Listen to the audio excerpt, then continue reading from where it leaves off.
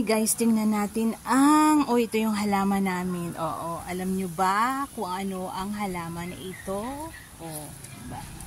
Ito ay halamang gamot. Ang tawag dito sa halaman na to ay tsaang gubat. Oo, maraming benefits yung tsaang gubat.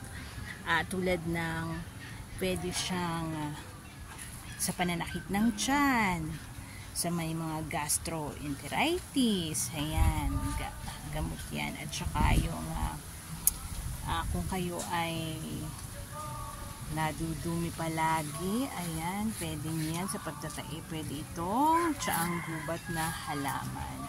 So kami mamaya ay maglalaga o magtsatsaan nito kasi maraming benefits to. Kaya ayan, kuha si mami ko at saka si papa ko ng tsaang gubat.